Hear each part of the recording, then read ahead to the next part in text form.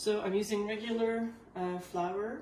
The instructions say to be careful not to pour the flour in the feeding tube hole, which I'm not doing.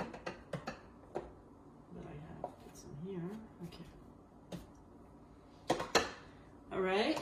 And then I need to place the lid, which I washed. And it's right here. Machine, turn it back on. I'm going to be using the pasta extruder, which I will place here. Screw on the cap. So, turning back on the machine to automatic, starting the process. As you can see,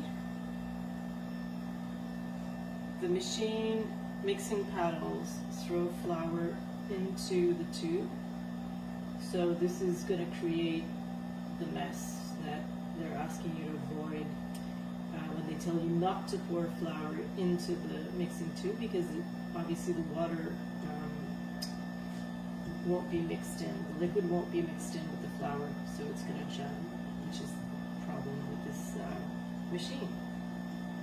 So this is like the last test, where I'm just using water and flour and no spices, no egg, nothing. It's gonna come out.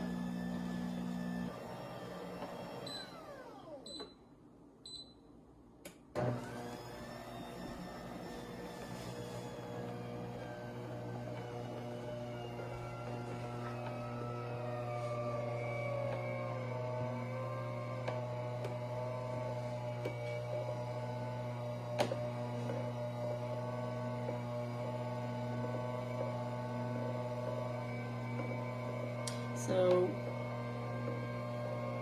it's not coming out as fast as it's supposed to. You can tell it's jamming, and you can even see the plastic moving because of the pressure from the feeding tube. So right about now, I think would be a good time to stop it,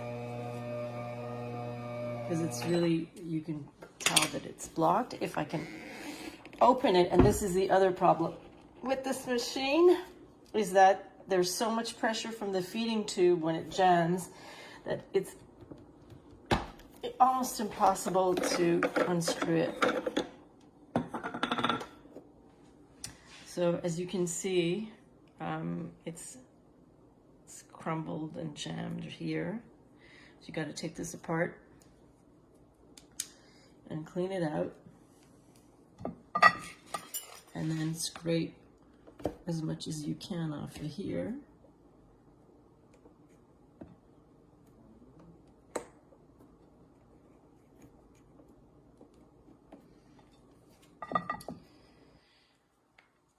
So I'm just gonna pause it in order to clean it.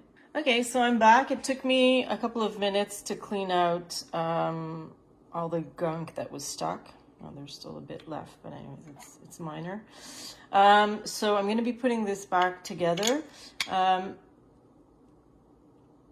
pasta process, I think it's supposed to take like 13 minutes or so. I can't remember. But I mean, if you 13 minutes to make the pasta, but you spend like 10 minutes stopping the machine all the time to clean it out, you know, you spend as much time making it as you do cleaning it, and then you throw most of it away. So I'm not really sure what they were thinking.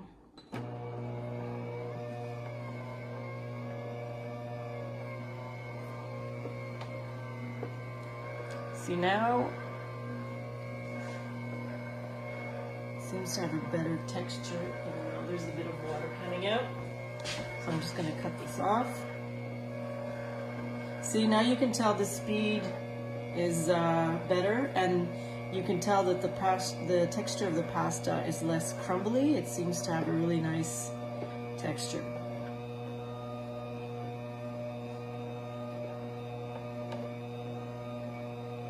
Which means that our ingredients proportion was not the problem. It's really the machine feeding tube that clogs up in the beginning, and you end up having to stop it.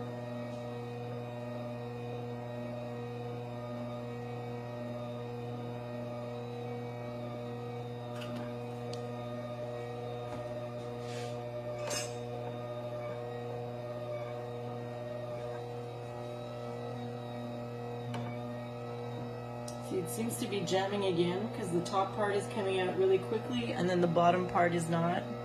So even then, you know, as we've just cleaned it and it's still not working perfectly.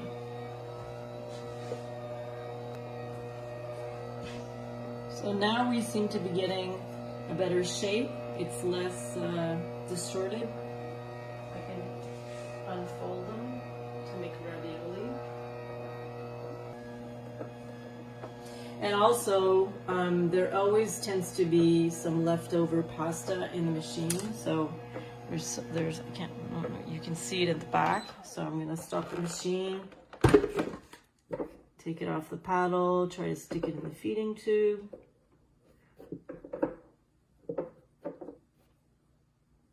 Yeah, and you can tell that it doesn't have the same, it's not as, it seems to be more humid than the rest of the pasta, which means that the mixing was not accurate, although I followed all of these instructions and poured the water slowly.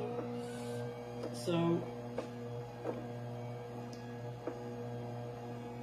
I mean, it's got to be, for me, this is a design flaw as far as the mixing paddles and as far as how the water gets mixed with the flour. It just does not have consistent results, which means that the design is a problem if it doesn't work correctly.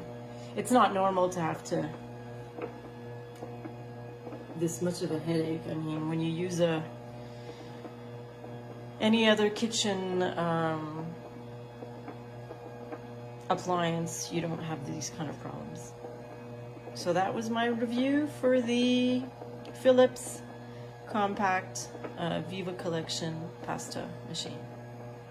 Thanks for watching.